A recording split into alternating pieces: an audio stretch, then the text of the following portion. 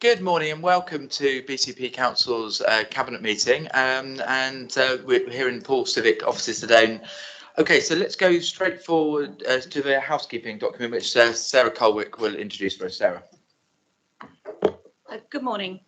Please note that this meeting of the Cabinet is being recorded by the Council for live broadcast and will be published on the Council website for a minimum of 6 months. Please could everyone present follow these ground rules. Only speak when invited to by the Chairman. If accessing via Teams, always turn on your video function when invited to speak and state your name.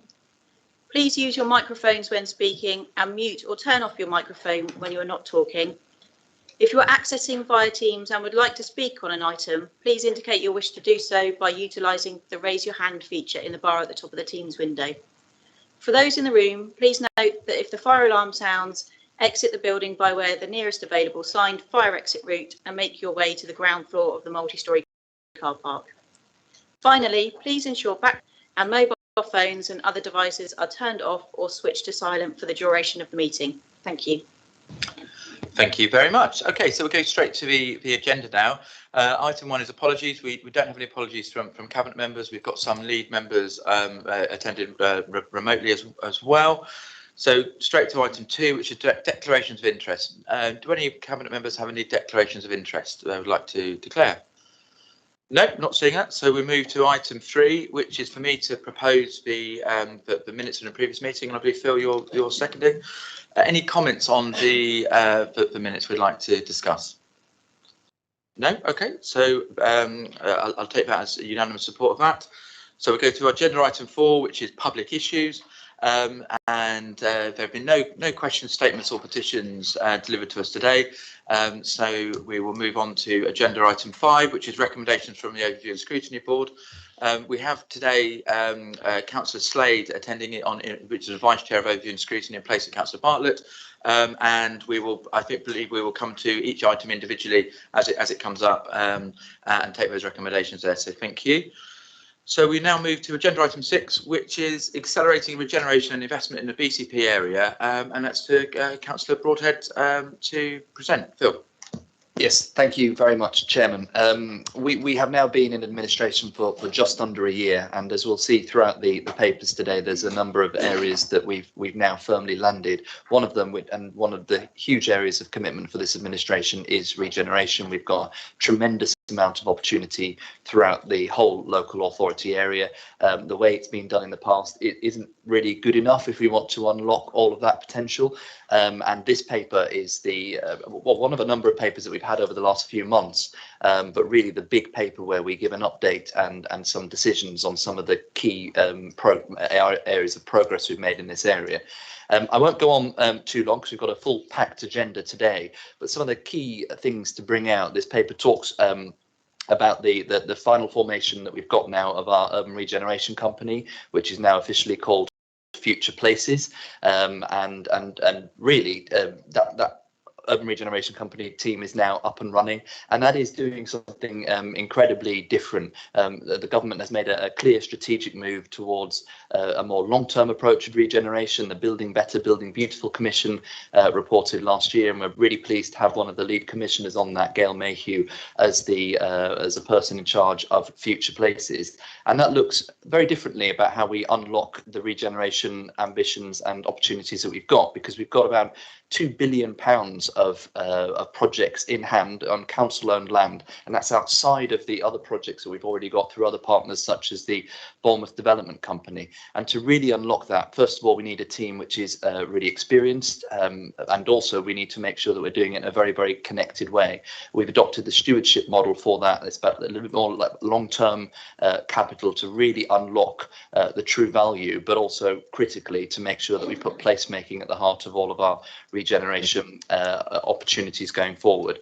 So the Urban Regeneration Company is now underway. A few other things that are brought out in this paper as well. As part of that, we've just got some feedback, as to make sure that we can have some proper connectivity across all of our regeneration plans. Next month we'll be bringing forward, first of all, the business plan for the future places, but also the commissioning plan that we will need to ensure that we've got a really connected view of how all of our regeneration aspirations are going forward. Because we've got our future places team, we've got the Bournemouth Development Company, we've got the Bournemouth Towns Fund in Boscombe that's also underway as well. So the paper talks about the fact that we're going to be bringing that business plan and a commissioning plan to next cabinet. Now that we're actually firmly getting on with our regeneration ambitions, and as I mentioned, that's around 2 billion through the projects that Future Places are looking at. We're now starting to incur some costs, so things like ground surveys, all of those things that you will need to do to make sure that you actually get on and deliver regeneration. So the paper also talks about allocating more money so that we can actually get on and deliver. To give you an idea, the amount that we're talking about in here is about 0.2% of the total budget, gross development value that we're looking at here, and really enables us and the team to get on at pace in that area. We've also, within this paper, talked about the new relationship we've got with the Bournemouth Development Company. We've now got Muse Developments, it's a different division of Morgan Sindall, on board to do as part of the BDC.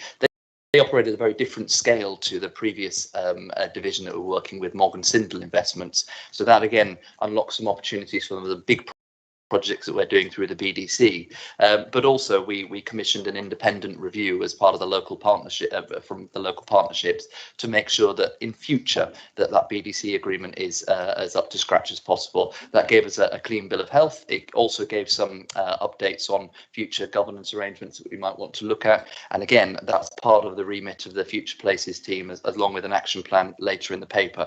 And then the final 2 points within the paper. The Winter Garden scheme sent hopefully to the final stages, and as part of that, the paper seeks authority to demolish, which have certainly seen better days. So that gives formal approval for that as well. And Chair, I'll be really keen in the gap between developing the Winter Garden site and that demolition, that we try and explore how we could use that space maybe for some public use in the meantime. And then finally, the paper talks about the update to the Towns Fund project. That's £23 million that we secured from government as part of the regeneration of Boscombe. That is now progressing really well. Got a very time-limited project, and we've got business cases that we need to draw in for that. So within the paper, it also talks retrospectively about some of the work that's been happening with the Towns Fund. But in summary, Chairman, we've made regeneration an absolute huge priority as this administration. We've been in for less than a year. We're not just talking about it now, we're actively delivering it. We're putting money into it. We've created probably one of the most experienced and world-class teams of any local authority in the country to make it happen. Now is our time, and I'm really pleased that we're finally getting some action on the ground. Thank you, Chair. Yeah, thank you very much for that introduction, and absolutely, and as an informally seconding that, I'm just really pleased to see the fact that we're actually delivering some stuff immediately, but giving the building blocks to genuinely deliver that world-class city region over the long term, and the resourcing that we need to do that. So the URC is getting some national recognition, and partly that's because of the calibre of people involved in it. So we're delighted that there's a real plan around how we're going to turbocharge our delivery. Okay, so I've come first to Councillor Slade as the Vice Chair of Overview and Scrutiny. Vicky. Thanks very much, Leader. So just really a couple of comments that really came out from this. Just to say that during ONS I wasn't aware I was going to be doing this, so I didn't make copious notes, and we haven't had the minutes yet, so I'm just drawing out three salient points from this paper, apart from the fact that I think there was some concern about the bringing together of so many things into one paper meant that there was a lot of jumping about, which made it quite difficult for people to focus on what really mattered. There was some challenge presented around the governance arrangements of the URC, and whether it was appropriate to actually have a member of the opposition on there as well, so that you've got that continuity through and you can actually take out the politicisation of it, which I think that there was a general feeling that might be helpful. The interesting comment that Councillor Broadhead made about a clean bill of health for BDC. There were a lot of recommendations in that paper about how BDC governance needs to change going forwards. But the other big item that came up during the meeting was the fact that the cost of the BDC recommendations, if they were taken forward, aren't included in the request for an additional £3.4 million in year. And there was a sort of a question mark over what would they cost, and is this just more and more money that's going into the pot? Now, that's not to say that it's not a good thing that we're investing. It's just that actually, if there's more money needed, but it's not in the paper, it's not giving us the whole story. And the final thing that did come up quite significantly from members in ONS was a challenge to the need to do the spend in year off the back of the gap in the finances that's in the monitoring report for the first quarter. So I think there was a general feeling there that, you know, there were some great things happening. We all want to see regeneration, but we need to be careful not to play too hard and loose and fast, because although we want to be ambitious, we don't want to end up mortgaging the future. So that was the general feeling, but there were no specific recommendations. Thank you very much. That's really helpful summary. Councillor Broadhead, would you like to come back? Yes, thank you, Chairman.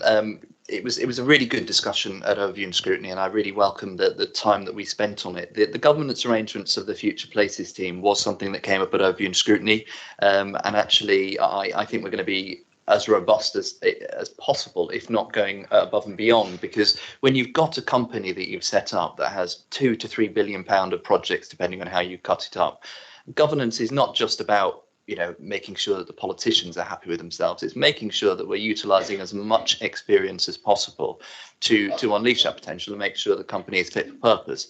We will have probably 2 layers of government. This will all be spelled out further in the business plan next year for the Urban Regeneration Company. The main board of directors, which will include the leader and myself, as well as senior members of the team, and some really experienced non-executive directors drawn from all aspects of the private sector and public sector, but also another layer which will be an advisory board. And we've already got some world-class talent that are interested and have actually approached us as being part of that team. So I think this gives a bit of a flavour of what we're trying to do here and how this is catching the eye of not just government but some national interest. When you have proper professionals with some world-class calibre wanting to be part of our team, then I think we've hit upon something here. So not only will we be drawing on that experience as part of the governance arrangement, but I think that will absolutely add to what we're trying to achieve here. The point about the spend on regeneration in year and going forward, as I'd said in the opening, if you actually want to do stuff, you need to get on and actually do it and not talk about it. It spells out in the paper the reason for the cost and the asks, and it is primarily around the fact that as we move from plans on a page to reality, you have to do things like ground surveys, you have to do transportation reports, you have to do ecological surveys, all of which cost money, but all of which signal that actually progress is going on.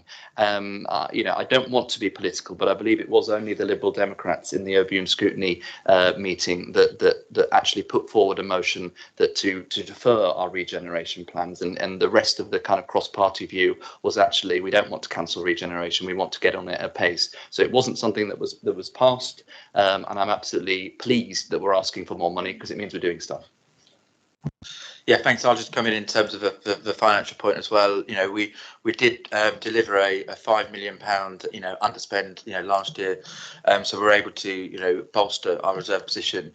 And now it's a time to unlock some of that to turbocharge what we're doing. These things are long-term in nature, and the right time to do it is now. And we're going to be standing in front of that investment and making more of it, hopefully. And we see later actually in the paper about cleaner, greener, safer, when there's an extra £3.8 million going into that agenda as well. You know, good fiscal discipline, investment in things that matter, and make a long-term world-class city region. Okay, so thank you very much, Councillor Slade and Phil, for that. We'll now move to members of Cabinet and Steve Barron. Thank you, Chairman. This is a hugely exciting paper to me. The formation of the URC will ensure that major schemes are carried out at pace. Poole needs extra investment, and these proposals will help deliver that. Thank you, Chairman. Yeah, absolutely. I completely agree. It's that pace we're trying to unlock, and for too often, for too long, we there's been a lack of delivery, and that's what I think this does move towards. Okay, any other members of Cabinet wishing to speak on this paper? Mike. Thank you very much, Chairman. Just a few sort of odd points, if I may. I think one of the points that came out very clearly in this paper, which shows that it is a brave one, is when it contrasts the options that are available for us, or appraises those options, and says that either we can continue with the model that we have at the moment, or we can look to dispose of the sites to the highest bidder, or we can look at a different model, and looks at two different ways of doing that. And I think it does require something brave to say, we are getting on with stuff at the moment, but it's just not moving fast enough. We could just rely on the private sector to take it forward, but what we've seen in the past is sometimes things stagnate because of that. We, as an administration, are prepared to absolutely put our money where our mouth is and get on with this. I think that slightly leads into the second one, which is I was very disappointed, I have to say, despite some very good discussion at Ovian Scrutiny, when the suggestion came through that we shouldn't invest the money this year. And the whole point about this is it's time to get on with it at scale and at pace. And that means making sure that those resources are there when they're actually needed. And if we are going to start delivering as quickly as possible, we need to start doing some of that work now. I would also just mention the point that came up on governance and who might be sitting on the main board, etc. I'm really delighted to hear of the sort of experience that we will have on there and on the advisory board as well. But the point that came out at Ovian Scrutiny was about the fear of making this political. This is political. Let's be absolutely clear about this. This is an administration priority. It is a huge amount of money that we're talking about investing in over the long term in an even bigger amount of regeneration. This is the sort of thing that certainly got me interested in getting involved in local council. This is where I want to be. I want to be able to look back in 10, 15 years' time and say, this is what we helped achieve. This is the regeneration. And I think it also is a big tick in the box for the formation of BCP. Because I was involved, as many people were here, on either pooled regeneration at small scale or in the BDC, which started to move things forward in Bournemouth. But never could we have dreamt of doing things at this sort of size, looking around this conurbation that we've got with the potential that it has and saying, we are going to put our imprint here. We are really going to make it work for the people who are here now and the people who will be here in the future. I think this is a fantastic paper and I'm so pleased to be part of it. Thank you, Chair. Thank you very much, Mike. It's great. Okay, do any other members of... Okay, Phil, anything you'd like to say in summing up? I'm happy to move it forward. Okay, so have the recommendations in front of us, and all those in favour? That's great. Thank you very much. So we'll now move on to agenda item 7, which is High Streets and District Centres strategy, and I'll come to Councillor Broadhead to again propose. Yes, thank you, Chairman. I'll do a very brief introduction and then pass over to Councillor Nigel Brooks, who's the lead member that's been doing a tremendous amount of work on this. Again, we've taken a few papers over the last year talking about the evolving situation in our high streets and district centres. And as we've heard before, we don't just have our 3 main high streets and town centres in Bournemouth, Christchurch and Poole, but depending on how you count it, we've got 19 or maybe more high streets and district centres, all of which are changing and evolving in different ways, all of which have faced some real difficulties and challenges because of the pandemic. But of course, is not the pandemic, it's been the evolution of the high streets that has been going on for some time, and largely COVID has probably just accelerated the issue. So for a number of years we've been recognising that we need to try and get ahead of this. We need to give some coordination to how we can absolutely maximise the future of these going forward. There's a lot of smaller strategies going on, but what we've done with this paper is work with a number of partners, councillors from across all parties that have fed into this document, to bring in some of the real priorities that will drive the work streams and the delivery plans that are going forward. So what do we think are important in the high streets in all of the areas, and how are we going to hierarchically focus that effort going into the future? And that's what the strategy talks about, and Nigel will talk about that in slightly greater detail. What we've also done with this paper, as we're always trying to do, is update on the progress on the ground and showing that it's not just about big strategies, it is about action and delivery as well. Earlier on this year, we did largely a test of technology of the Reimagining Your High Streets engagement consultation, and it was a digital only engagement. It was just designed, first of all, to see whether this new system that we've got can work, and there were some pluses and negatives. Nothing will replace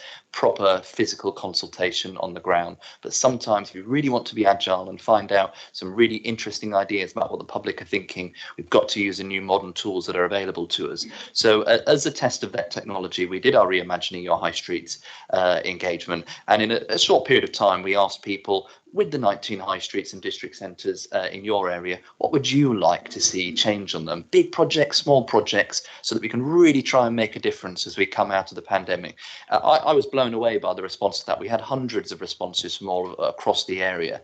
But what's the point of a consultation unless you do something with it? So what this paper also does is authorises some of the final monies we've got as part of our ARG discretional funding to look into that and say, well, you gave us your ideas, now we're going to try and put them into action. So you said, we did, and I'm really pleased to be able to bring that forward. The second part is trying to give some absolute laser focus to some of the areas of our high streets. Often the problem that we've got is we've got a tremendous amount of partner agencies that we work with. Sometimes it's just unlocking problems, it's pulling together, it's getting out of the way and trying to find solutions and not problems. Part of that is just giving some added focus and put some money behind a real deep dive into some areas. So we're now setting up our local high streets task force, and we're piloting in that 3 areas across the conurbation, areas that already have some good ideas coming out of them. We're working really closely with, so that we can try and turbocharge those areas, test this new focus that we've got, and really try and make sure that not just our main high streets but our district centres are as fit and fighting for the future as possible. 3 areas that we've chosen for that pilot are Broadstone, Highcliffe and Kinson, all areas that have some real opportunity, sometimes some challenges, but already some real dialogue with them. So we're putting about £100,000 as part of that pilot to working really closely with the local community, the local forums there, and local councillors to try and turbocharge those areas as well. But I'll bring Councillor Brooks in to talk about the strategy proper, but I'm really glad as part of that strategy, we're not just talking about things, again, we're doing them. Thank you very much for that brief introduction, and I'm happy to second it formally as we bring Councillor Brooks in to introduce the rest of the paper. Nigel. Yes, thank you, Chairman. This paper follows the paper that you received in Cabinet in February, and it expands and develops the themes and the activities that we need to actually put into our high streets and district centres across the conurbation. I thought it would be first useful, and I did say at the Overview and Scrutiny Board meeting, a bit of background as to the national situation, because the pandemic has had enormous effects on our high streets and district centres. Perhaps not so much on district centres because so many people were in fact working from home. But the sad fact is that since the start of the year, over 8,700 stores, primarily chain stores, have actually closed. There have been openings, but this is an incredible number across the country. I think it's also worth recognising that we're not out of the woods. It's only in July the last parts of the lockdown measures have actually been taken off in England. but there is still quite a way to go in terms of actual recovery. And that recovery focuses on a number of areas which retailers and hospitality have to face. The first is that business rates are coming back, apart from the very small operators. Secondly, the winding down of the furlough scheme is actually meaning that businesses are having to take the full cost of employment. And lastly, there are rent arrears that were deferred during the pandemic that now landlords and businesses are having to face how they're going to settle those. So I think it's important to realise these factors, together with the economic constraints and the economic challenges that we're facing at the moment, it's right for this paper to actually be brought forward to show what BCP Council and this administration are going to do about our high streets and district centres. As Councillor Broadhead said, we have 19 centres, 15 of those are district centres. And this paper focuses on really the strategy which is set out in the summary. That is that we have high streets and district centres which need a strategy, and that strategy is set out in the appendix, which is a very full paper which I commend people to actually read. It is there to ensure that high streets and district centres are fit for the future, become vibrant, living, enjoyable locations for everyone. And at the heart is the intent to positively and proactively intervene and where it is appropriate. This intervention, as Councillor Broadhead has mentioned, is first of all going to start with 3 district centres in Kinson, in Broadstone and in Highcliffe. And those centres have the opportunity to actually make some real positive differences because it has been the local communities who've actually been bringing forward the ideas and some of the needs for those particular locations. I'm pleased to say that only in about a week's time, we're going to start that process of looking at action plans and with stakeholders as well. The paper has set out a number of themes. There are themes which look at 6 key areas, and out of those themes there are 11 objectives which will be the focus of delivering the action plans. There's an incredible amount of activity and focus on ensuring the longevity of our high streets and district centres that need to be harnessed, coordinated, embraced and acted upon. This will require careful management and collaboration, working between internal partners and stakeholders. The effects of the pandemic will be felt for years to come, and I think that's true in every sense.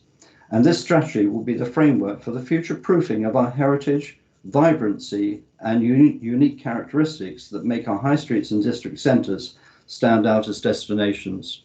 I think anecdotally, our district centres have had a better chance to work through the pandemic. Our main high streets and our towns probably need a lot more in-depth attention, and that will be the challenge for both officers and myself and with Councillor Broadhead as we lead this initiative in the coming weeks and months. Thank you, Chair. Thank you very much, Nigel, and really appreciate that introduction. Okay, so now come to the Vice Chair of Overview and Scrutiny, Councillor Slade. Thank you. There was first of all, can I just apologise to Councillor Brooks that the chair cut him off during his prime at Overview and Scrutiny. We were running out of time. We were looking like we weren't going to get a break, and so poor Councillor Brooks had a wonderful speech, which I've just heard in full, which he didn't get a chance to share at Overview and Scrutiny, so apologies for that. I think this paper was generally very welcomed. We did actually acknowledge and thank the authors for the changes that they made to the paper. I think what was really great about this paper is that it was shared with those councillors for whom it was relevant in terms of the districts, and that changes were actually made as a result of the input from those councillors. It was a lovely surprise to find that Broadstone was one of the 3 pilot areas during that meeting, and we've already been in touch with our neighbourhood forum to give them the great news, and we all look forward to being involved in that work over the coming months. But I think there was a general sense that this was great news, and we all look forward to seeing the next phase, which will obviously the action plans that are going to follow. Yeah, Thank you very much. And I don't think there's anything specific to come back on. So we'll move to if any other members of Cabinet want to comment, which I'm not seeing. I personally was in with the Kinston ward councillors last week on Kinston High Street, sharing some of the good experiences there. I know they're delighted, but that's going to be a pilot area for us as well. So, and part of it is learning from that great practice that's already happening. But then, what else can we and should we be doing? So, okay, anybody else wishing to speak before I move to the vote? No, not seeing that. So then, all those in favour, please show. Great, that's unanimous. Thank you. So we will move forward now to the agenda item 8, which is spending priorities for the strategic community infrastructure levy. Phil. Thank you very much, Chairman. A fairly simple paper, which is just largely about governance. We already have a programme board which deals with the Futures Fund that we created, which is our £50 million that we control to be able to turbocharge our priorities across the area. However, we also have other pots of money that are dealing with infrastructure, most notably the Community Infrastructure Levy and the strategic SIL part of it. We've taken previous papers where we've talked about how we're going to be spending that hyper-local neighbourhood portion and how we're giving the power to ward councillors to make sure that they know what's best for their wards. But as we look to the much bigger plans, and we talked about our regeneration aspirations earlier, we need to ensure that we have a really good joined up approach in terms of how we tackle those bigger infrastructure opportunities in the future. It's an interesting one. Traditionally, there never has been elected member involvement in that strategic SIL conversation, which is a bit odd really, because these are not insignificant amounts of money. These are actually really important decisions that we've got to make, which quite often unlock investment. But it also makes sense as we move forward and we have different pots of money, that we have one governance body that is actually there with the most relevant people to be able to make timely decisions, but also decisions that are the correct ones at the correct time. Therefore, this paper looks at replacing Fund Programme Board with a new Future Infrastructure Programme Board that will oversee not just the Futures Fund, but also some of the strategic SIL decisions, so that we can make sure that as we get priorities that we want to unlock in terms of investment, that board can make the decision about which pots may be the best source for different spending priorities, and make sure fundamentally there's a plan for that. That board would consist of the leader and myself, alongside key senior staff such as the Chief Operations Officer and the Head of Planning, to make sure that all of the key people are there so that these decisions are made in the right way.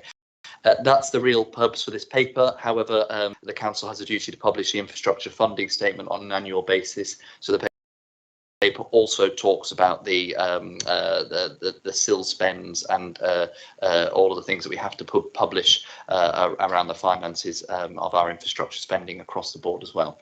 Happy to take any questions, Chair.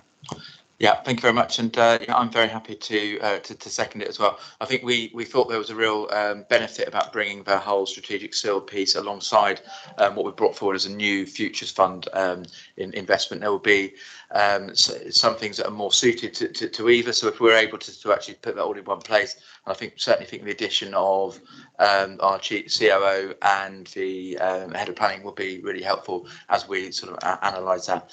Okay, do I have any members? Sorry, I do apologise. I'll go straight to Vice Chair of Overview and Scrutiny, Councillor Slade.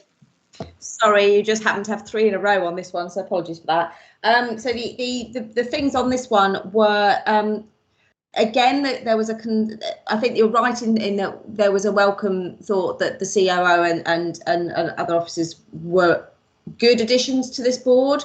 Again, there was a question raised by some around the need for opposition member in terms of transparency, and although there was, Council Broad had just said about never having had councillor input previously, I think it was the fact that previous legacy authorities had their 1, 2, 3 lists, which would have actually been through council and would have determined what the priorities were for strategic SIL. For example, in Poole, we obviously had the Twin Sails Bridge. So there was some concern about the potential breadth that strategic SIL would cover, and that actually it had the potential to not be particularly strategic. And there was concern again about introducing the political input at that point rather than it being a democratic process for setting that the items that should be on the list. The only other thing that was raised during the meeting was querying the timetable of introducing the new SILS charging structure and the potential of the fact that that looked like it could take some years as it came out the back of the local plan process, and the potential for missed opportunities of raising money in places where the system could allow SIL to be raised, but was probably only going to be raised in small areas of BCP, but then having to fund the whole of BCP. But apart from that, there were no other recommendations. Thank you very much. Councillor Broadhead, anything you'd like to immediately come back on? Yes, thank you, Councillor Slade, for your comments, and I understand exactly where they're coming from. The SIL charging structure is something that will be looked at in due course, but what I think is probably as important, if not more important, is as part of the local plan process, we'll be having a big strategic review on making sure where the strategy comes from as well. So it's not just about the core numbers, which area has a different charging number attached to it, but we need to make sure that as time moves on and as our priorities change, that strategic focus for where strategic SIL is directed, which is currently in place from the previous local plans, comes out as well, and that's something that we'll be getting on with at pace. I actually disagree with the idea that this new board makes it less strategic rather than more strategic, because of the Futures Fund and because of the scale that we're now operating on. We have some very significant amounts of money that can unlock some real challenges that we've always had around infrastructure, and with the best will in the world, things done by committees over a long period of time have fantastic involvement here, there and everywhere, but sometimes you need to make quick decisions, and sometimes you need to make sure that those decisions are taking into account all of the different options that you've got available. So having one governance board there will enable us to act with a speed that we haven't been able to before, unlock problems as they arrive. And a reminder, and we pointed this out at the Overview and Scrutiny Board, every single major financial decision that is made in that board, which is just a recommendation, then goes through full council. So there's absolutely no chance of spending being done behind closed doors. We're all in this together for the big stuff, but we do need to make sure that we're acting as quickly and as strategically as possible. Yeah, thanks. And that's the point I was going to make. So at no point does this change any of the council's financial regulations. So every decision, every spend will need a decision to stand next to it. So that will have the opportunity to come through. You're quite right, for full council and cabinet as well. Okay, so let me see. Do I have any other members wishing to speak on this paper? None. Yes, I do. Mike Green. Thank you very much, Chairman. First of all, to say that I fully support the government's arrangements for this, in that I feel that it gives a greater opportunity to ensure that the spend that comes from from the 80% of SIL is indeed done strategically and fits in with the way that we are spending other funds that are available to the council through the Futures Fund. So I think that makes perfect sense. Councillor Broadhead spoke about the speed of decisions, and that was really where my question came, which is, if we look at Appendix B, it's very clear that the range of spend that was expected has come from the three legacy authorities, and they had different approaches to that as well, some being rather broader in the way they looked at it, some being very specific as far as location, etc. is concerned. There is a note on there to say that we would be looking as part of the local plan to reprioritise or to look again at that one. But what sort of speed can we look at? Because I think it does make sense now as BCP to be saying, with this new strategic approach, our priorities will have changed, and some of this probably isn't quite fit for the purpose that we have for it at the moment. So when do we expect that to take place, and how will that take place? Councillor Broadhead. Yes, thank you, Chair. It's an absolutely, it's a really correct question to be asking at this stage, because Councillor Green's quite right, and actually a number of the expenditure that comes out of the strategic SIL is already pegged it somewhat into the future. Some of them, quite rightly, things like our Dorset heathlands mitigation policies and our nitrates mitigation policies, which are the right thing to do and take up a not insignificant sums, but do so for a longer period of time. But as we start to evolve and as we want that agility into the future, we do need to make sure that the new commitments that we have are the right commitments. So it does mention under the local plan spending priorities for strategic SIL in Appendix B that we will be drawing up a new list as part of the Regulation 123 list that we have to do as part of the local plan. I'm very much of the view that that needs to happen at pace, so that I don't think we should wait to the end of the local plan process to make sure that we're defining what those Reg 123s are actually pointed at in the future.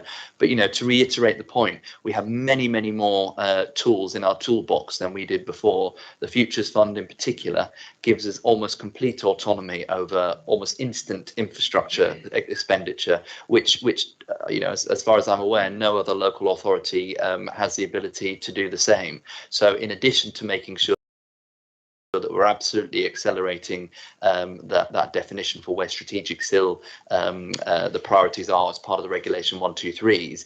In the meantime, we have the ability within that new Futures Infrastructure Board to make sure that if we see a priority that falls outside of those current Regulation 123s, we can act on them quickly and start delivering.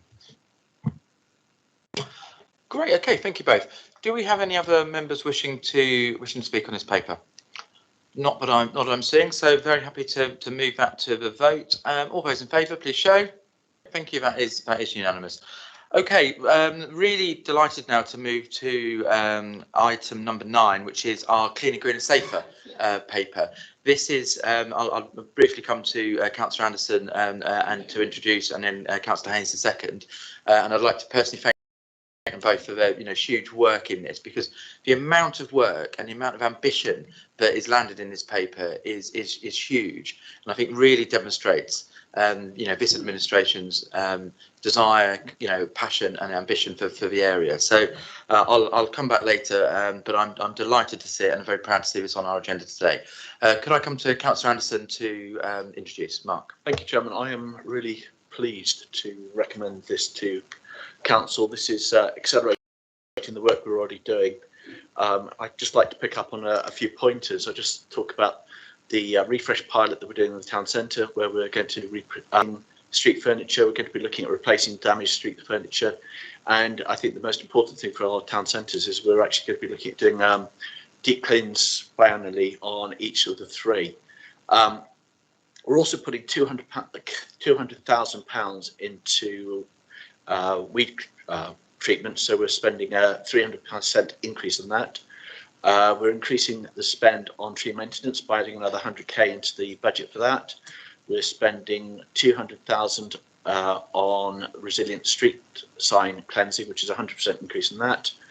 The one that I'm very keen on is that we're adding a new water quality officer, and this person is going to be dedicated to helping improve the water quality across the conurbation, working with the stakeholders and the Environment Agency and Wessex Water. So hopefully we could be looking at how we improve this area. We are increasing the green space team by spending another £290,000 on new posts.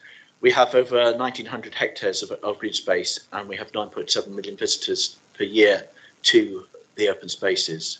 We're also going to be increasing the ground staff who work in the parks and the cemeteries. So we should buy 10 extra seasonal staff.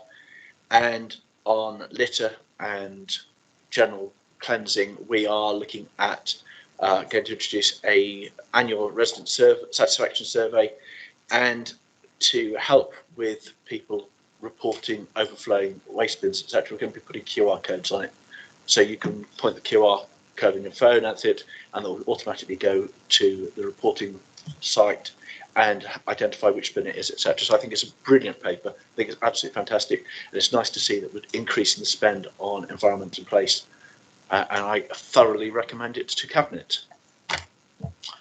Thank you very much, Councillor Anderson. Come to Councillor Haynes. May. Thank you very much, Chair, and I thank Councillor Anderson for that introduction to this paper. And like Councillor Anderson, I'm really, really proud to be presenting this paper to Cabinet. It was our commitment. We started this back in December 2020, and the opening paragraph of this report does actually detail some of the work that we have already done, some of which is actually been finished. For example, the partnering with Hubbub and McDonald's, and we use this as part of the pilot to deal with litter issues as part of our summer response. But I actually want to talk, unsurprisingly, about the safer aspect of this. What we have done is we have already provided additional funding for CCTV in the more local areas outside of the town centre. We have now got a fly tipping pilot that's already been in place for about 4 weeks now. And this was actually discussed and brought up by some members at ONS. And the overall feeling was that it was very positive, and some members had already expressed that they had seen some improvement in terms of fly tipping enforcement. So that's all very positive. What we also have is that we have put more money, more investment in Community Safety Accreditation Scheme, which is we all know and love as a CSAS.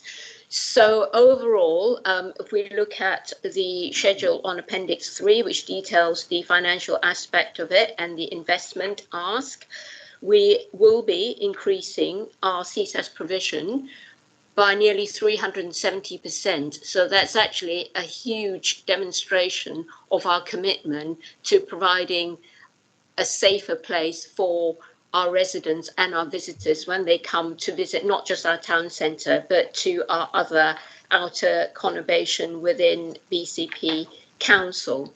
And in that, we have also identified that there is a CSAS officer that's actually funded through SIL previously, and I recognise that actually that has actually made a real positive impact. So very pleased to actually confirm that that position has now been funded for the foreseeable future as part of our investment here.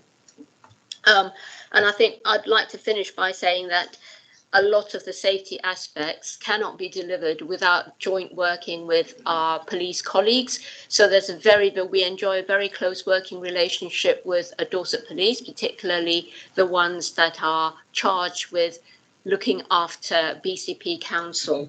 And I think that because we enjoy that good close working relationship, that actually we have actually made a difference. For example, over the summer period or in the months of July and August, we have actually noted a fall in the level of ASB compared to 2019.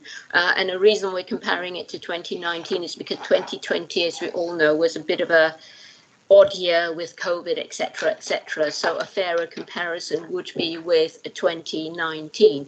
So, Chair, there is an awful lot in this paper. Paragraph 2 of the paper actually details the various, at a high level, the various types of work that we will be doing and have done. So with that, I'm actually really, really pleased to be formally seconding this paper. Thank you. Thank you very much, May. Thank you very much, both. Okay, so I'll come now to Vice Chair of Overview and Scrutiny, Councillor Slade. I believe there was a formal recommendation as well, Vicky. Yeah. Yes, there was, and that's really all I've really got to say on this. Is the recommendation was to acknowledge the impact of glyphosates and other weed killers that have on the broader environmental situation, and particularly noting that there's talk in this paper about water quality. Obviously, anything that will make the nitrate situation worse is not going to be very helpful. But the amendment fundamentally asked Cabinet to include a commitment to consider alternative uses of weed killing other than those that are chemical. Thank you. Thank you. And I think I personally presented a paper at Overview and Scrutiny and had a discussion with the board around being very, very happy to accept the spirit of that recommendation and effectively saying, you know, to look at all other options that we could. In terms of taking a full recommendation, I don't think we were. I'll come to Councillor Anderson next, but we were particularly keen on some of the wording, but the spirit in there is something we can support. Mark, would you like to comment in more detail? Thank you, Chairman. I think from conversations I've had, we're happy to accept the final sentence about alternative weed control measures being continued to be explored, which I think we're doing anyway. I think we're very keen on looking at the cleaner and greenest way of controlling weeds, and more importantly, we also want to make sure we don't have an impact on the climate change. It's interesting to note that glyphosate is the world's most widely used herbicide. It's been subject to extensive testing and regulatory assessment across the EU, USA, and most of the rest of the world. And the EU and the UK has a rigorous process for approving pesticides. I'd also point out that we don't use weed killers or this particular weed killer in the areas around waterways, so we don't have any issues with it getting into the waterways.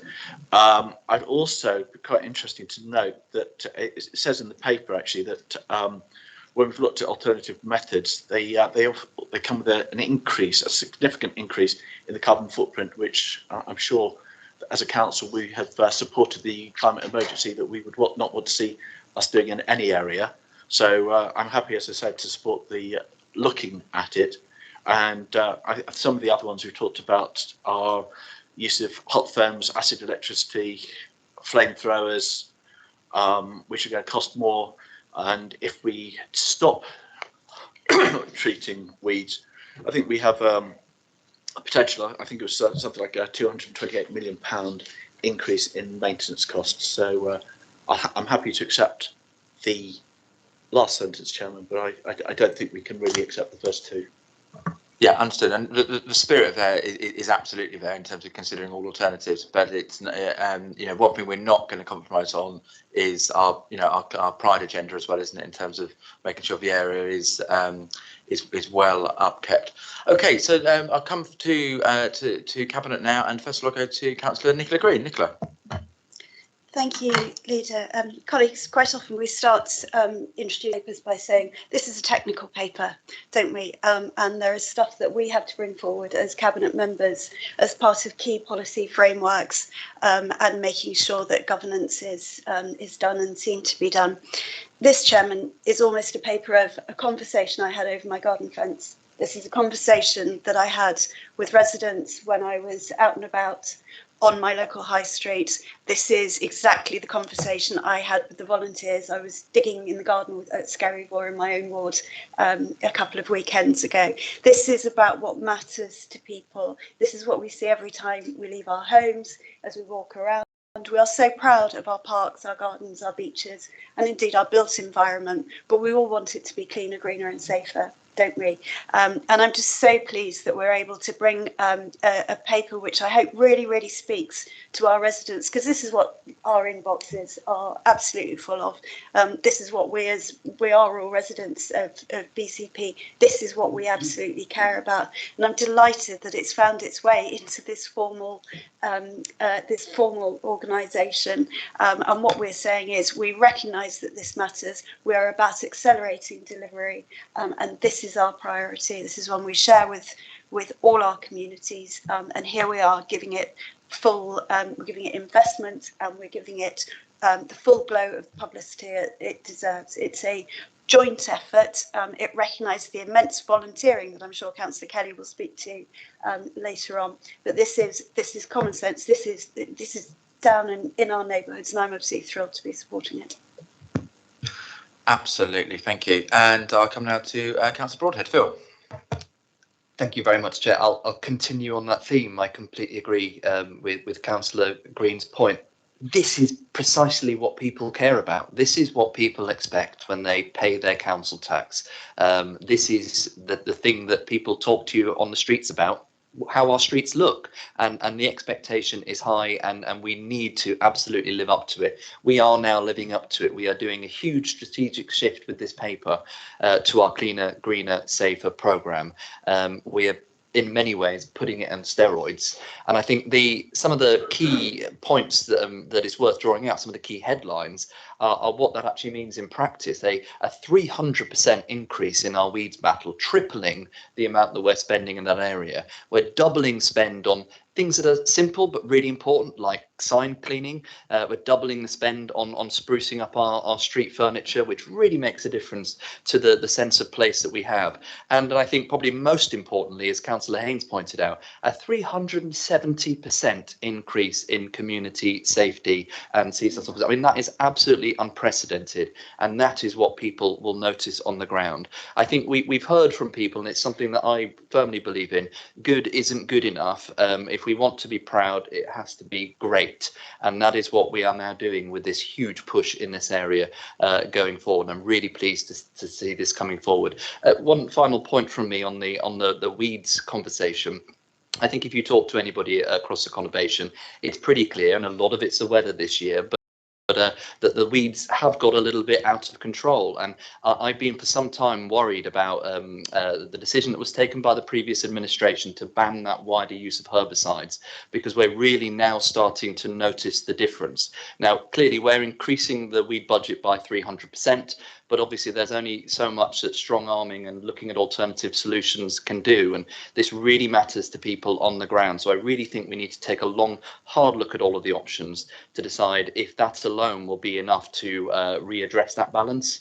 And I appreciate that nobody wants widespread use of herbicides, but when we see the rolling back of that herbicide use, what it actually means, then yes, we're putting more money in, but that might need to be a conversation that we have in the future. The public expect clean streets, and we need to give it to them.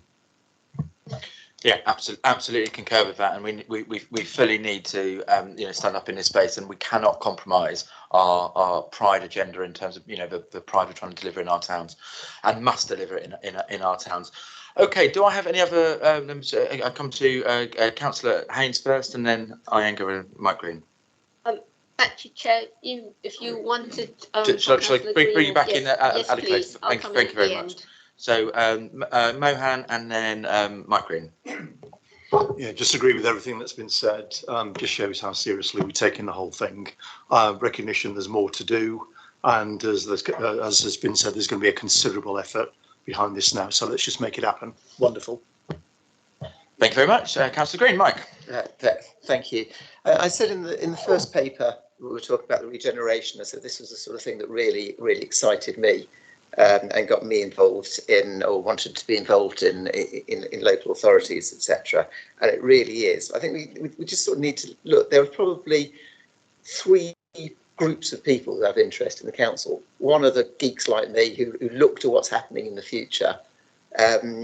One of the people who really need our help, whether it's through children and adults, housing, the service part of it that takes up so much of our budget, but is such an essential part of what we do, which goes on behind the scenes without the people that are seeing it. But as the others have said, this is the missing link in that. This is what is seen as being the best part of council service by the vast majority of our, not just our residents or our businesses, but those that come to visit the town as well.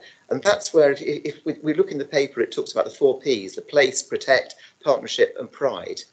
And under place, it specifically says encouraging clean, which leads to clean. I think that is so important, because it's all very much tied in with the pride side as well, that if you make a place look good, people generally treat it better. When you've got the tourists coming in, frankly, I was ashamed of the sort of weeds and the mess that we saw this year because of the results of the policy of the previous administration. Now, I understand why it should come through. I understand the issues around glyphosate, but we have to look at balance. And we want people to come in. We want them to see our towns in the best possible light, and we want them to turn around to other people, whether they're potential visitors or they're potential investors, and come to say what a fantastic place Bournemouth, Christchurch and Poole is. And the way that we do it is by putting this sort of investment in. by saying we really understand how to make our place look clean, how to make it green, and how to make it safe. That is all that this is about, and I am so pleased to be able to be part of it as we go through. Thank you, Chairman. Thank you very much. Okay, I'll come to Councillor Haynes, and then as we look to sum up, May. Yes, thank you very much, Chair. And I really want to thank colleagues who have actually spoken about this paper and given their endorsement to this campaign that we started back in December. Indeed, as Councillor Green, Nicola Green, I should say, has said, this is in a way the bread and butter of what we do. This is what fills up our mailbox, and it's quite telling because the discussion at the ONS meeting, actually quite a lot of it centred around fly tipping, and it also centred around our approach to tackling the weed issue. And that was really what I wanted to touch on, Chair, given what some colleagues have said, and particularly the comments from Councillor Broadhead about alternative methods, and also some of the explanation that Councillor Anderson has already provided. I would actually be quite happy to second that we accept the final sentence of the recommendation from ONS, because I think it's about striking a balance. It's about listening to what matters to our community, and this is exactly what this paper is about. And there are obviously differing views as to how the weed issue can be tackled. They are broadly across the spectrum to, yes, just get rid of them. I don't care how, I don't care what you use, to we need to be a lot more cautious about what we use to apply to the weeds to actually tackle the issue. So I think on that basis, I'm very happy to second that we actually just accept the final sentence of the recommendation from ONS. Thank you, Chair. Thank you very much. Okay, just so Councillor Anderson, anything you'd like to say in closing before I sum up? Thank you. No, Chairman, I think I would like to thank the other members of the Cabinet for their comments on the paper, and thoroughly endorse all the comments that have been made. I particularly appreciate the comments from Councillor Nicola Green for the over the fence view. So thank you. Yeah, absolutely. And, you know, I just want to, as I move to the vote shortly, I just want to, I think, pause briefly to just reflect on what we're actually doing here today. When have we before, I think Councillor Broadhead used the word unprecedented, and this is unprecedented. When have we before delivered £3.8 million of investment into our, you know, our town centres and our wider areas to raise the standards, to invest in those basic priorities that people expect? You know, as an administration, this just adds to our relentless delivery of trying to create that world-class city region that we've got the potential to be.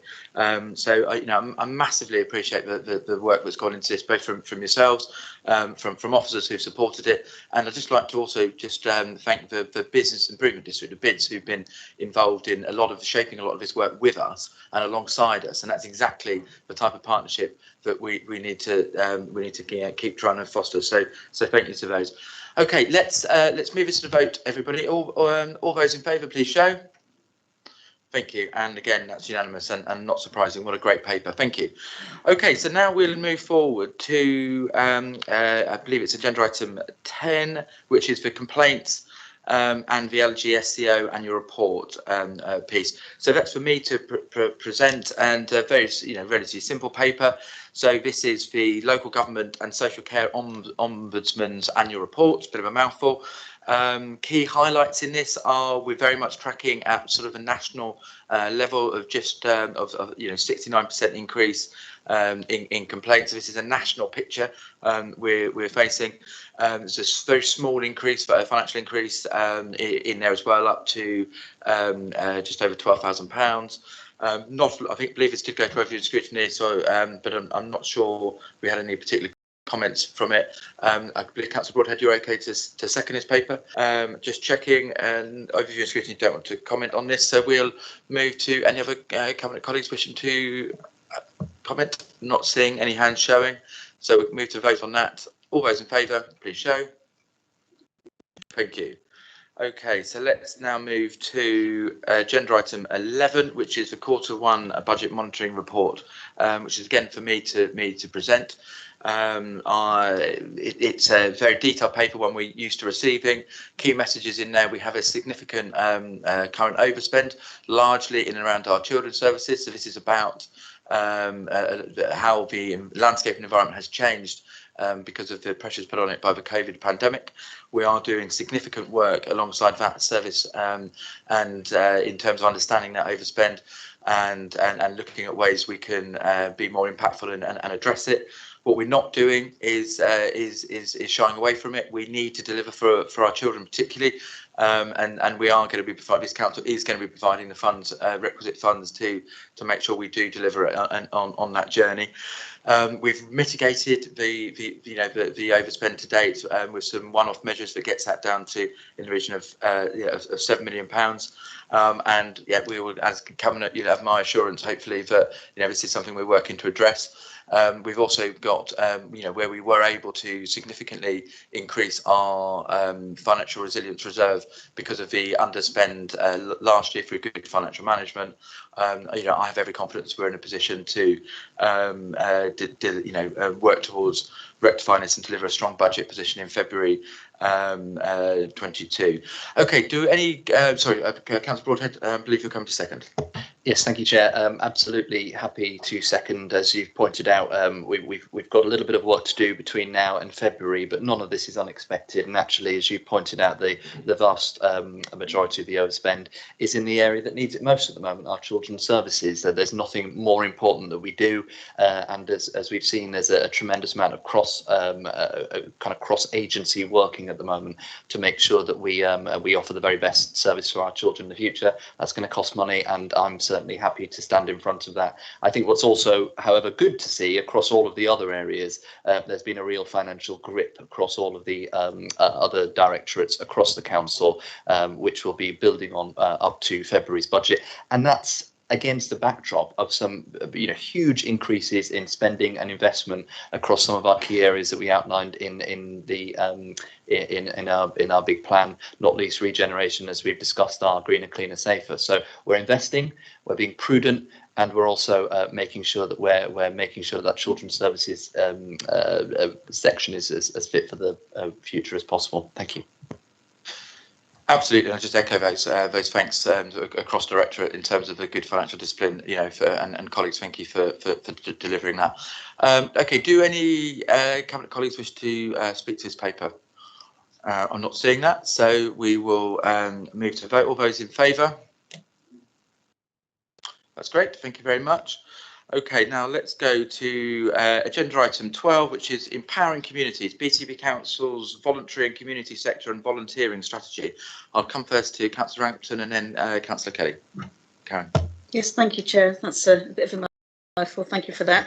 So I'm briefly introducing this paper, and then I'm going to hand over to Councillor Jane Kelly, who is our lead member for community engagement, who will give more of the detail. But I do want to mention, I want to publicly thank our voluntary and our community sector and our volunteers across BCP who played such a massive and valuable role in the support to our residents and organisations before, during and since the worst of the pandemic. And we as a council, we need to further commit to supporting them in partnership. Our big plan and our corporate strategy outline our vision to develop vibrant communities.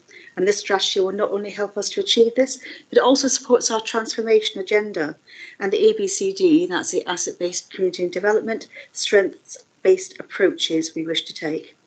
This is a really, really well thought out and detailed paper, and it clearly shows our commitment to our voluntary community sector. And it will help us to ensure that those connections that we made during the pandemic won't be lost, and it harnesses all the skills and experience of our residents and our businesses who will be able to play an active role through volunteering, work experience and other approaches. So I would like to hand over to Councillor Kelly, but I would fully recommend this report to Cabinet. Thank you. Thank you very much, Karen, and in doing so, I formally second. Jane. Thank you very much, Councillor Rampton and Leader, for seconding this paper. So, hot on the heels of the excellent greener, cleaner, safer paper, which is all about what our communities want to see us delivering. This paper and the next one are about how we can offer opportunities to engage with our residents. This first one is this voluntary and community sector and volunteering strategy, much more nicely known as empowering communities, has been developed to help achieve the council's vision for our residents, which is to ensure that Bournemouth, Christchurch and Poole has a vibrant, connected community, providing meaningful opportunities for volunteering and empowering a thriving voluntary and community sector to help support community needs. The strategy seeks to build on the fantastic resilience and generosity that has been shown over the last 18 months or so during the pandemic. The call for help that went out right at the start of the first lockdown resulted in our Together We Can initiative and attracted around 3,000 volunteers, many of whom are still shopping for, regularly contacting and continuing the friendships forged with neighbours during this challenging time. The key principles for working with the voluntary and community sector are described in the strategy. These are about building effective relationships and partnerships to support stronger communities, including co-designing a partnership agreement to replace previous compact agreements, helping people to connect with their local communities, so reducing loneliness and isolation, supporting community-led approaches to build resilience and recovery from the impact of COVID-19. Also, creating volunteering opportunities that are accessible, enabling residents to play active roles in helping others and themselves through formal volunteering, simple neighbourliness, work experience and other opportunities. We must recognise the fundamental role that the voluntary sector and volunteers play in supporting our communities. Organisations and local charities, large and small, are often struggling to survive due to the effects of lockdowns, but at the same time, most have seen a significant increase in need. We work very closely with the third sector, including the Community Action Network, who provide professional expertise and practical advice and support services, as well as a platform for promoting volunteering opportunities through their hub. CAN, as they're known, are therefore a key delivery partner for this strategy. In spring of this year, a public consultation was undertaken online and also via the BCP libraries to seek views on volunteering approaches, any barriers found, experience of and awareness of volunteering opportunities. A range of engagement sessions were also held with many officers across the council departments and external stakeholders. A workshop was held with members of the Youth Parliament, as well as an all-member briefing session and a briefing for all town and parish councils. Feedback from all these engagements has helped to inform and develop the strategy that you see before you today. There is a request within the paper for some funding to cover a volunteer coordinator to ensure that the 3-year delivery plan at Appendix 5 is effective, and co-design is key to the way that the priorities are delivered. Our aspirations for asset-based community development and strength-based approaches mean that we need to identify the strengths already existing in our communities and build on them. Volunteering opportunities need to be sought that meet the needs of those who wish to give their time and share their skills. We intend to consolidate on the volunteers taken on by various departments within the council and ensure that they are more widely known about.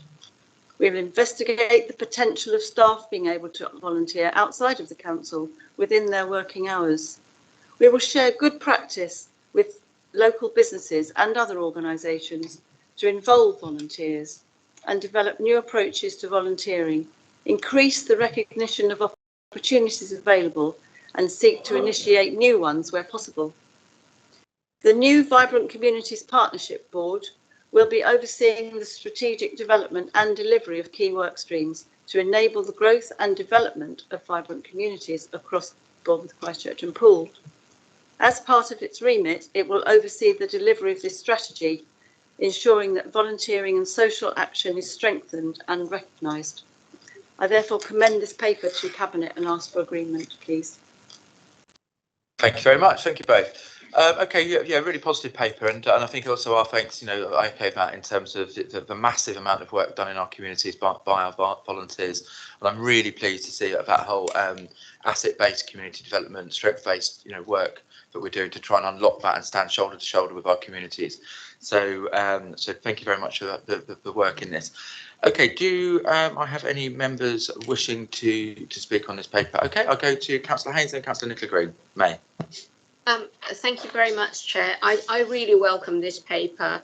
And as Councillor Kelly has actually alluded to, when we went into lockdown and COVID was in full swing, the one thing it did demonstrate, the one really, really positive outcome from that, which sounds a bit bizarre to be saying, it just showed the resilience within our community, and that our community do care and they want to be involved and they want to help people. And I think this is kind of a natural follow on from there to actually build on that and to harness the exceptional amount of goodwill that's out there within our community. Because I think when they are involved in a particular aspect of either making something better within their community or helping others, it gives them a sense of ownership and gives them a sense of pride in what they do and what they're able to actually deliver. There's a whole host of people that volunteer, from doing litter picking, there's the neighbourhood watch, the local residents association, and of course community speed watch. All these are being done by volunteers, and I really do want to applaud them and recognise the very valuable contribution that they actually make to our society. Thank you, Chair. Thank you very much, Matt. It's great. And Councillor Nicola Green. Thank you, Chairman. For those of us who are still in the relatively early throes of understanding about asset-based community development, let's look at our volunteers, because what an asset. Really, what an asset we have around BCP, and how lucky we are. I think it's really important as well to acknowledge that none of us within this room owns this paper. This is, again, an absolutely community-driven, a resident-driven momentum, I'm allowed to use that word, that's grown. It was there before, but actually I'm really pleased that Councillor Slate has joined us, albeit in a different capacity. But I would like to recognise your work, Vicky, at the beginning of the pandemic in launching Together We Can, which has absolutely grown and flourished. And thank you for that. Over 1,000 volunteers, others have spoken to the work that they've done. But I do just also very briefly want to pay tribute to all the volunteers throughout the vaccination programme who stood up at very short notice, in some cases, whether at community pharmacists, many at the BIC, inside, outside, in all weathers, making people feel comfortable and safe. And it was an extraordinary thing to be part of. And I really am grateful to everybody for their part in this, and also for Councillor Kelly for bringing this all together and putting it into one coherent place. Thank you. Here, absolutely, and yeah, completely concur. Just bring me back to when you said outside, very cold outside of BIC in January. Yeah, great to be a part of that as well. So, okay, so Councillor Upton, come back to you to formally sum up. Thank you, Chair, and thanks to everybody for their comments, and thanks to Jane Kelly for such an excellent presentation on this paper. It really is a meaty paper, and I think it's very well thought out. I just draw Cabinet's attention to the recommendations. I don't intend to read them out, you've all got them in front of you, but A to D, and I would move that we adopt those recommendations, and I'm looking for a seconder. Thank you. Thank you very much, and I believe I've formally seconded. So, okay, no more members wishing to speak. So, all those in favour, please show. Thank you very much. That's passed as well. Great.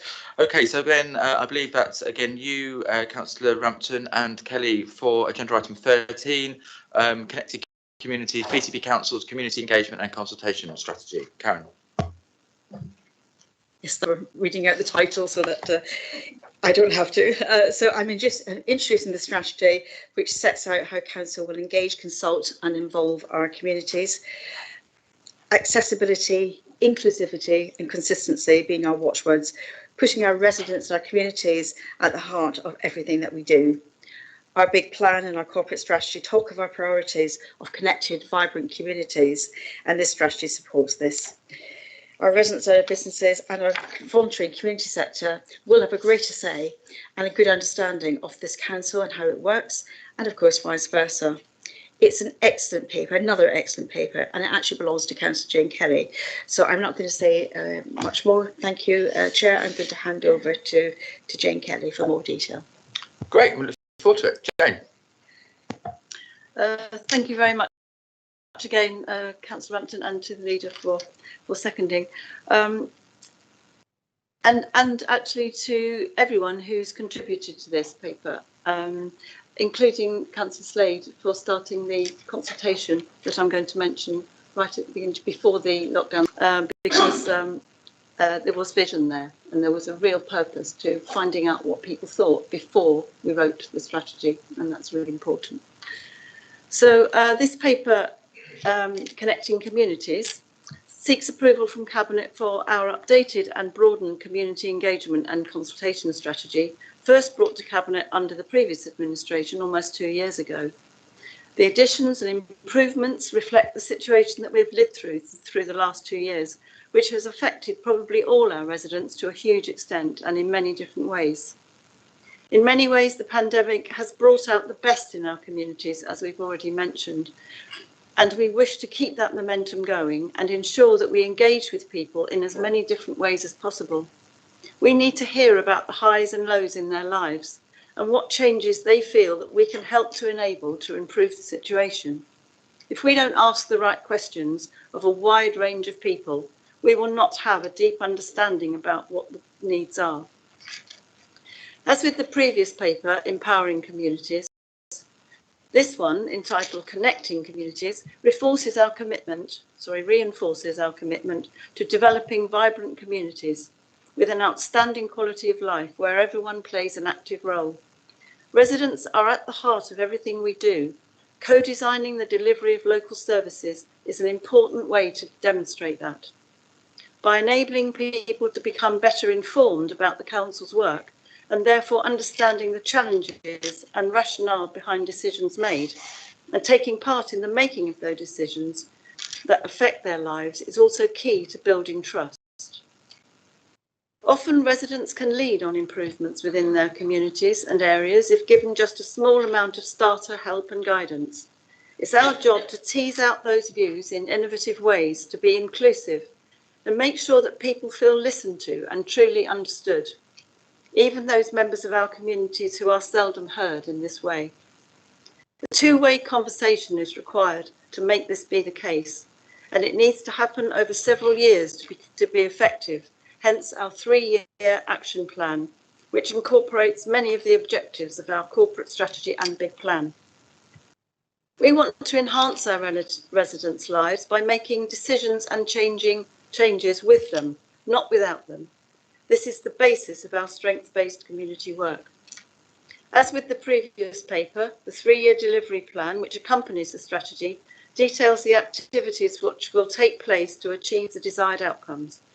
These include the establishment of forums or neighbourhood groups based in particular areas, as these were shown to be one of the most popular ways for residents to get involved with the Council. The plan will be reviewed annually and will be overseen by the Vibrant Communities Partnership Board, which will in turn report to the Health and Wellbeing Board. We are asking for a growth item of budget to ensure that the plan can be delivered effectively and with consistent standards across all departments of the Council and across the borough.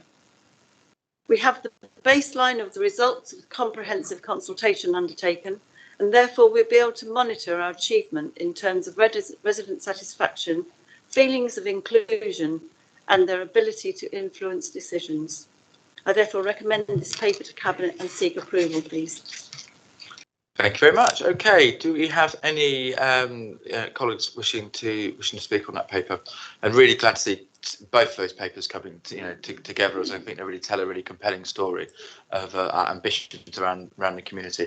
Okay, not seeing any other councillors wishing to show, so we'll thank Councillors Rampton and Kelly, and for that paper, and move to the vote. All those in favour?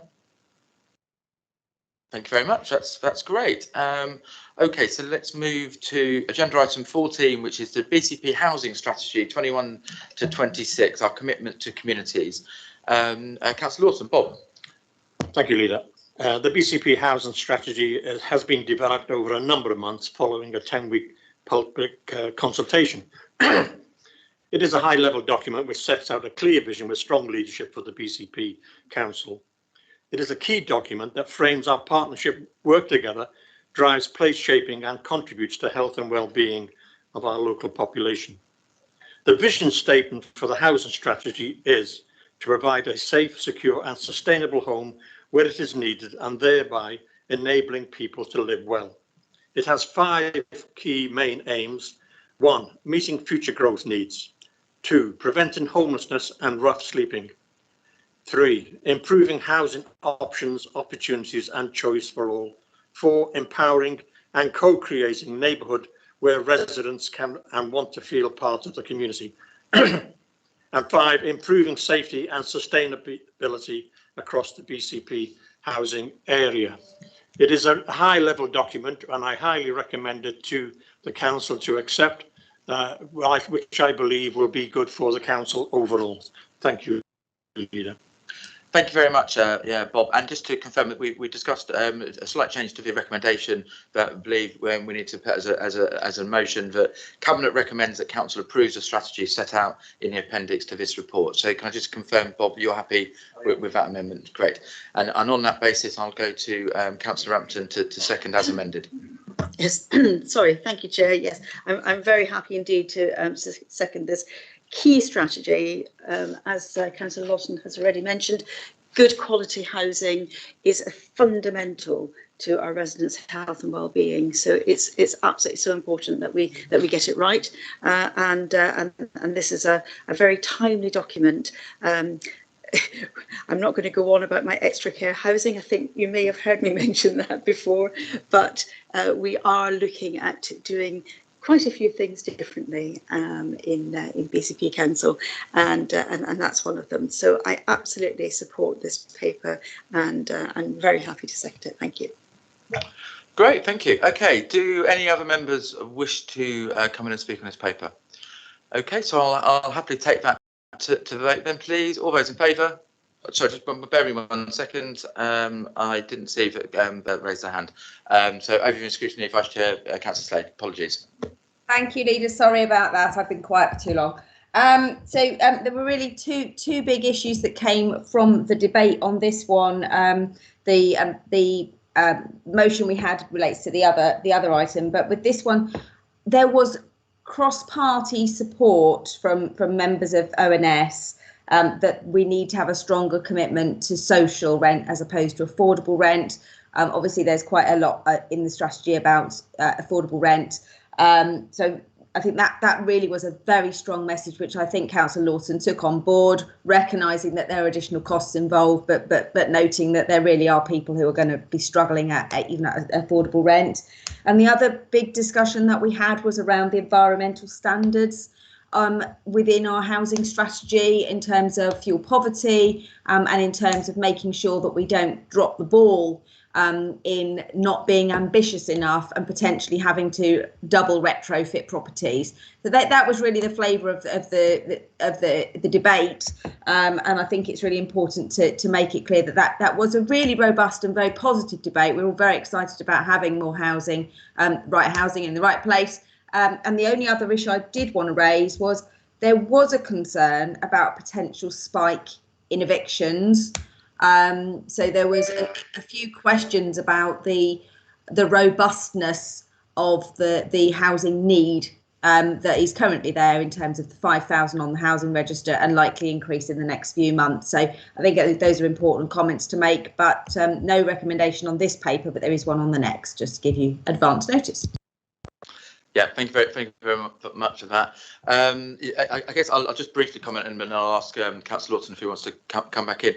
And I think I've said this before, but the best way to have impactful affordable housing, the whole debate is around the scale of building houses.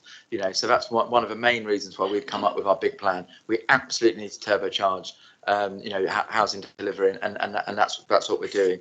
But fully here, and actually do also endorse the fact that it was a really positive and a decent debate at opening scrutiny, which was welcomed.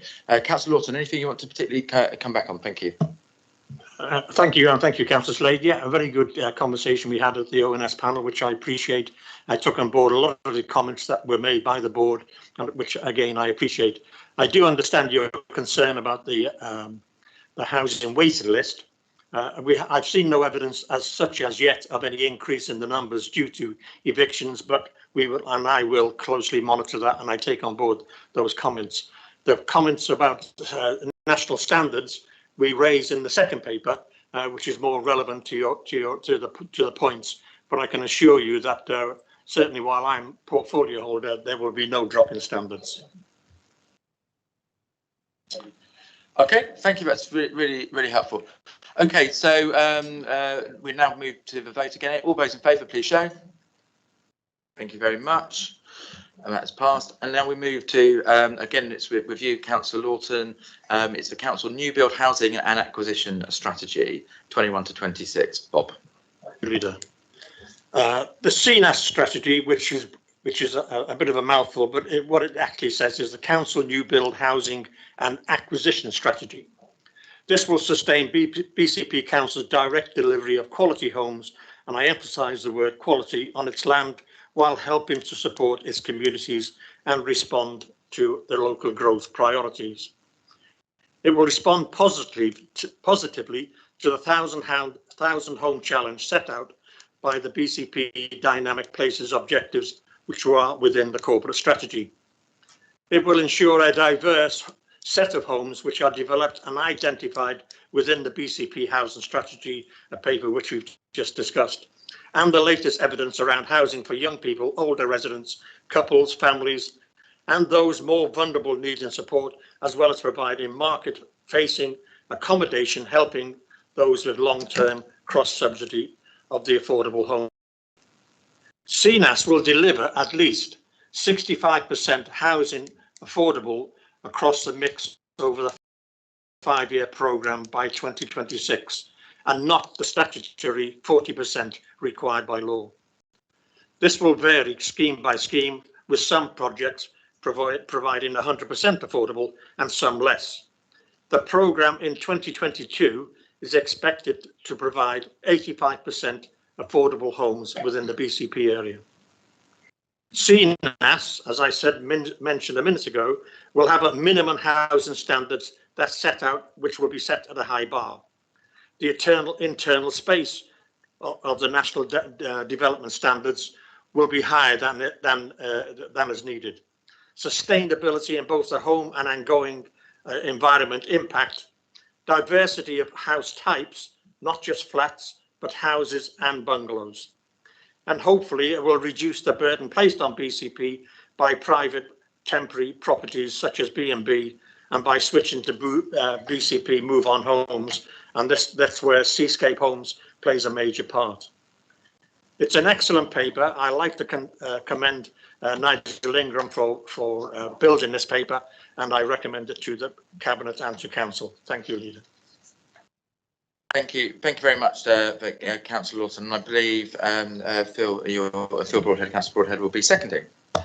Yes, thank you, Chairman. Really happy to second this paper. This, to overuse a word, builds on a lot of the other stuff that we've been talking about today. We've talked about our regeneration priorities, and that's brutally our housing sites, which are more than just about housing.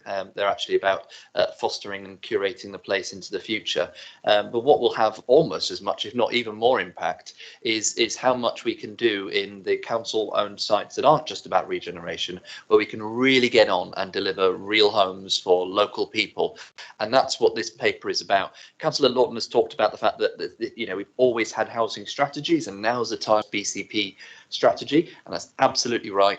But I think it's just worth exploring very quickly what's new about this strategy and what is the same. Well, first of all, what's new is that we've never really used the word acquisition in our strategies before, because the council has a lot of land that we can build on, a lot of space to develop homes for local people, but we need more. So as part of this strategy, it's not just about how we're going to build on the land that we own, but also how we're going to be much more interventionist in looking out for opportunities so that we can provide much bigger opportunities in the future to provide more homes, and that's quite new.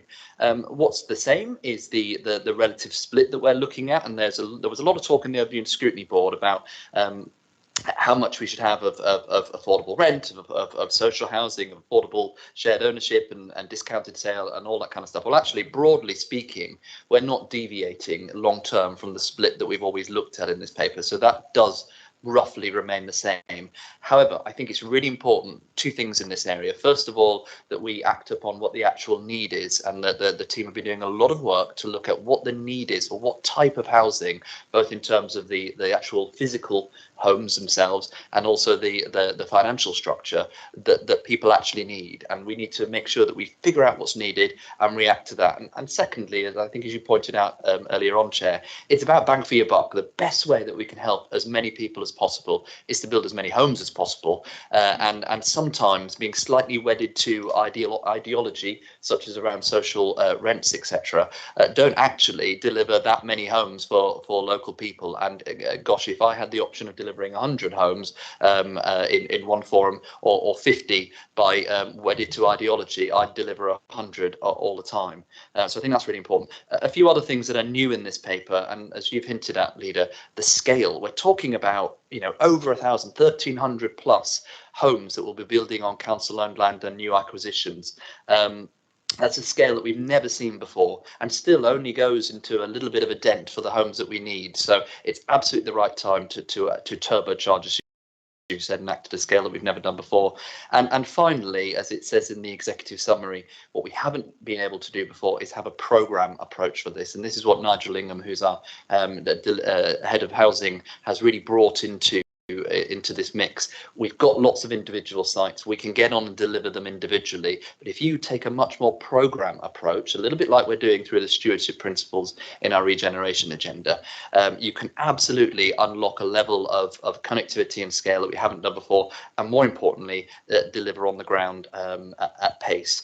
So there's a lot here that's the same. There's a tremendous amount that's new, and I think what's really positive is that we're already delivering on the ground. And one of the recommendations that's in there is putting some extra money into some of the schemes that are about to be delivered, that are absolutely ready to go. So we'll start seeing some cranes in the sky pretty soon, and some homes for local people as soon as possible. Absolutely, that's a really exciting paper to be tabled. Okay, so I'll come now to Councillor Slade, Vice Chair of Overview and Scrutiny. Vicky. Thank you very much for that. There was again a really interesting discussion on this, and as Councillor Lawton has already touched on, a lot of it was around tenure and affordable rents versus social rents. But there was an amendment which we believe the portfolio holder is happy to accept on this one, which is relating to outside as well as inside space. Noting that post-pandemic, lots of people are very concerned about having access to outside space, and so actually seeking to make sure that the space standards, which the council is committing to do, also reflect the ability for outside space and a fabric-first approach. So the wording is there. I think it's just about half a dozen words added to the original recommendation, but I think that was generally supported in the meeting, and we too look forward to seeing homes being built for local people. Thank you very much for that. Bob, can I come to you for your comment? Yeah, I'd like to thank you for this. I have taken on board the comments which you made of the ONS board, and it does recommend within the structure of section 2.8 of the CNAS document, where we will take into view and take account of internal, but obviously external areas as well. So I would like to thank you for that, and it's a good recommendation. Well done. Thank you. Great, really positive. Okay, so do we have any other members wishing to speak on this paper?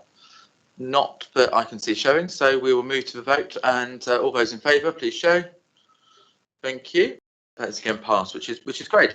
Okay, so that moves us on to agenda item 16, which is the Cabinet Forward Plan. So just to announce that the latest version of the Forward Plan was uploaded yesterday.